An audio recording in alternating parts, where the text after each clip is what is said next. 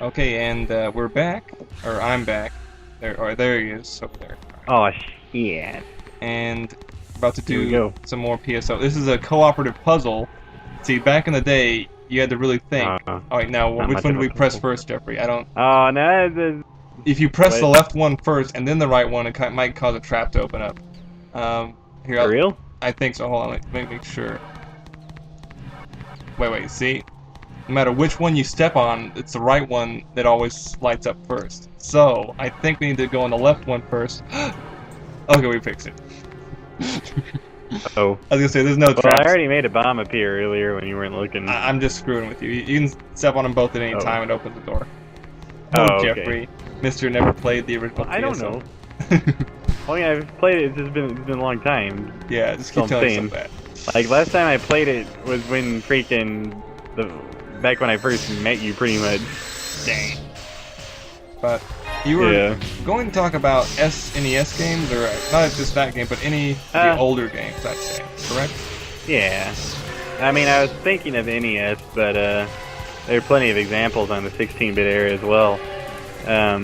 Games were harder. They were shorter, but only in the sense that there were fewer levels and less things to do. But they still took just as long to complete, if you think about it. And there was a much deeper satisfaction from beating them. Like, say, I beat an old school Mega Man title. I beat Mega Man X, and I beat it with all the hidden stuff, and I felt so much more accomplished after beating that game than I would say beating some first-person shooter like Halo or something. Not to say I don't. I mean, I do like Halo, but I'm saying there's just a certain, as you put it, it's a hollow satisfaction from beating most games from this current era. And I think that's something that, for the sake of the industry, here, let me heal you. Oh, you already did. I got some timeouts.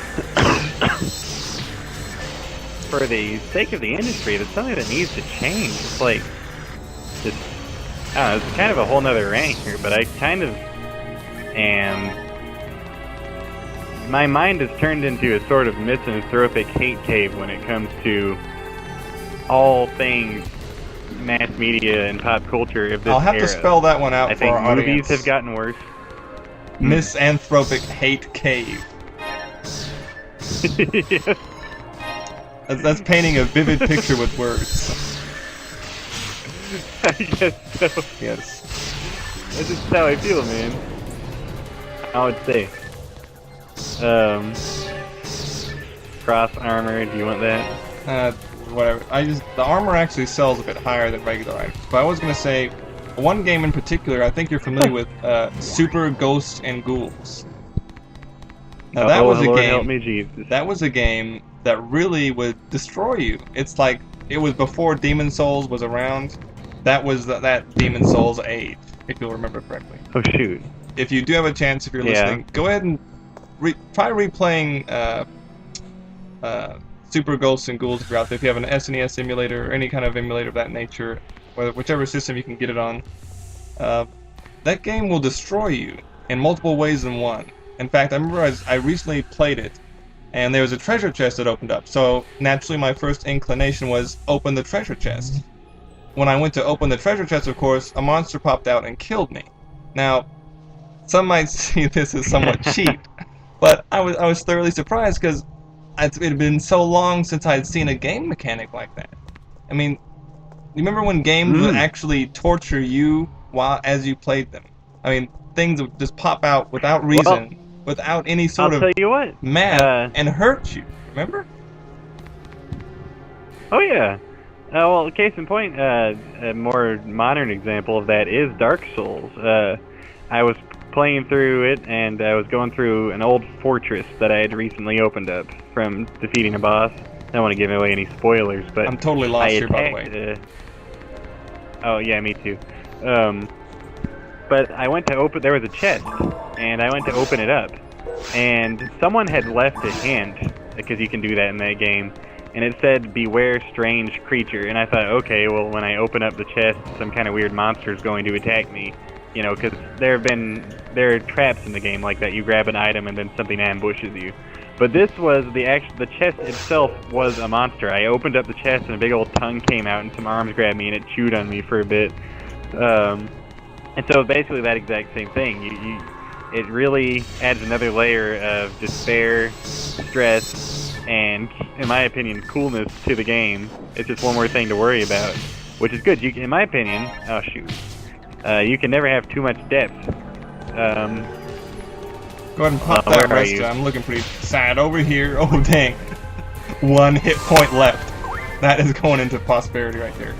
Posterity. Posterity. Prosperity. Shoot, I need to equip my shotgun. Hold I'm gonna on. get my Dragon Slayer out. Too many. And to kill this guy before he levels up. Aw dang. There he goes. Ow. Ow. Careful, that dragon's no joke.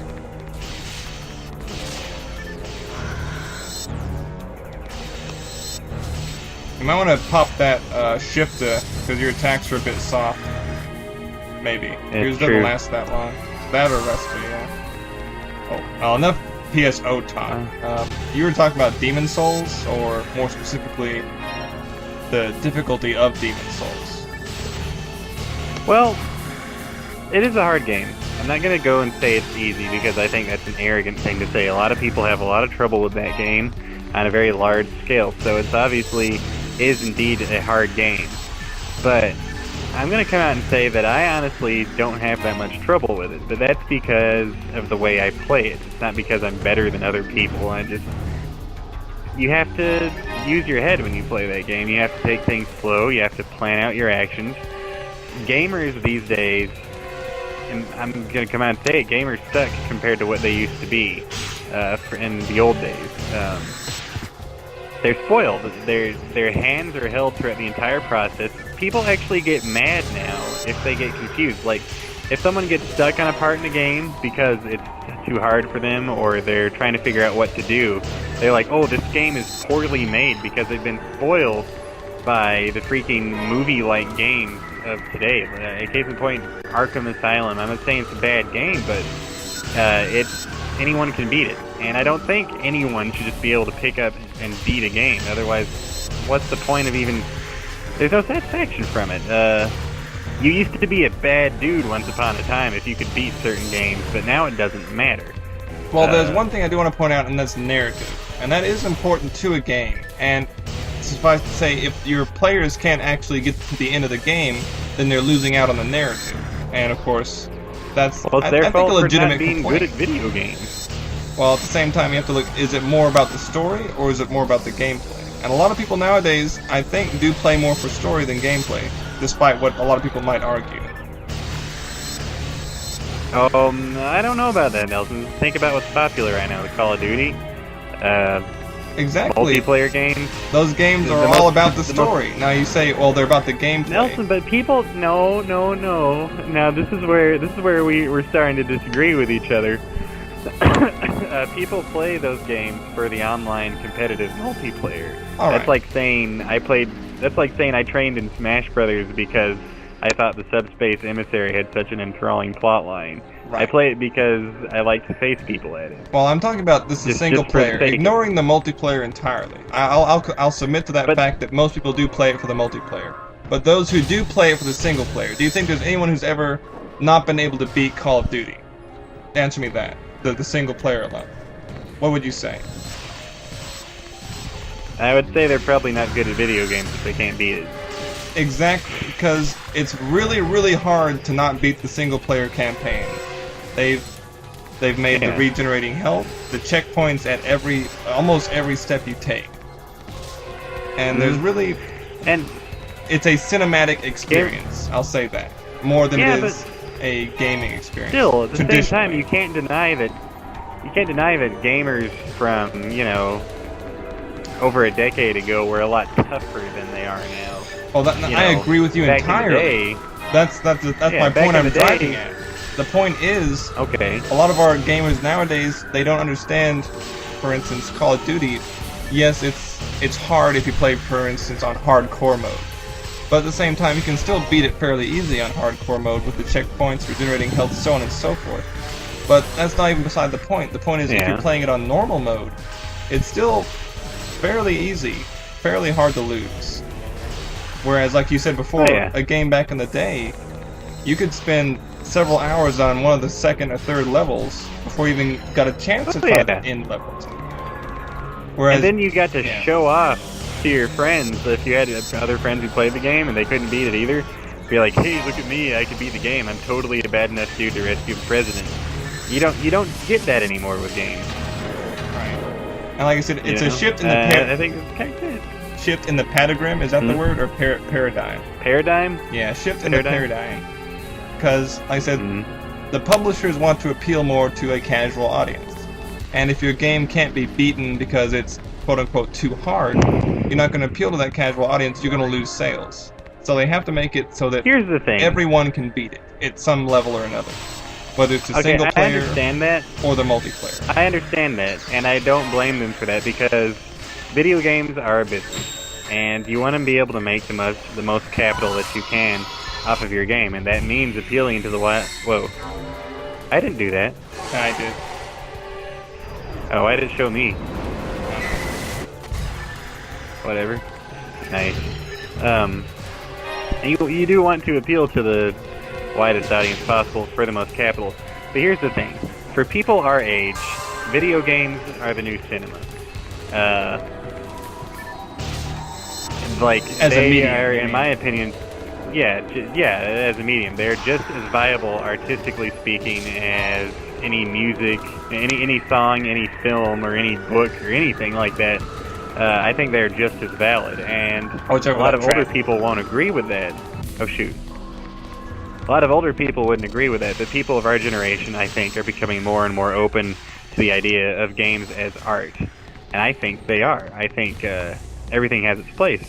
Now, here's the thing, though. There's the one side to it is graphical quality and narrative and stuff. That's certainly art. It most definitely is. But also, there's the gameplay experience side of it. And in my opinion, the produced for mass appeal, easy games Mass Effect are. There you go. Case in point. Any old derp can beat that game. Well, of course, the argument is it's for the story, though. You're playing for the story. Which is fine, but then it becomes less of an actual game, in my opinion. But let me get back to where I was. That story and graphical quality and all that stuff, that is very valid. But just as valid is just how does it handle as a game. And a lot of games these days are so watered down that I think it's like comparing the degrade of okay. I don't think anyone with half a brain can look me in the eye with a straight face and say that movies are better in the 2000s than they were in, say, the 50s. In a certain way, they are. They have better action sequences, flashier computer effects. But I tell you what, I'll watch a lot of classic movies that don't have any fancy gimmicks, just script writing and, the equivalent would be old school gameplay to classic script writing and clever shots.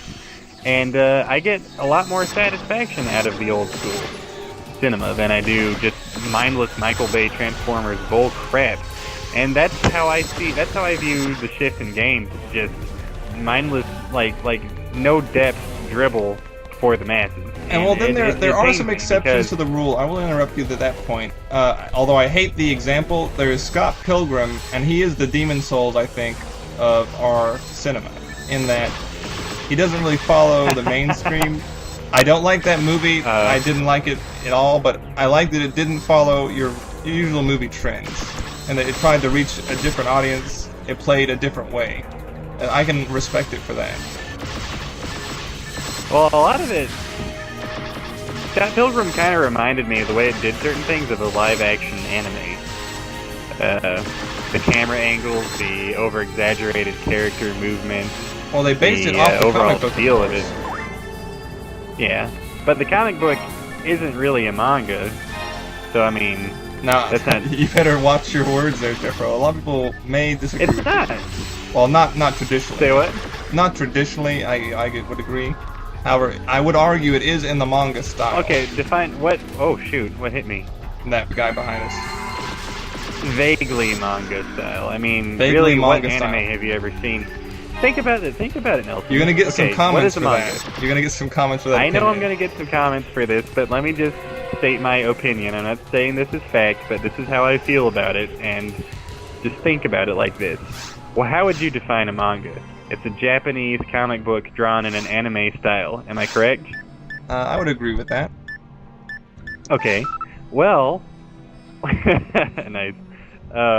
Scott Pilgrim. I would argue for it not being a manga because, for one, it's not drawn anime style. It's vaguely anime style, but think about it. What anime have you ever seen that it looks like Scott Pilgrim was drawn? I cannot think of a single one. Well, Secondly, that's it's where not Japanese. you've The lost dude's the Canadian. point. You've so lost the point there, Jeffro. It's in.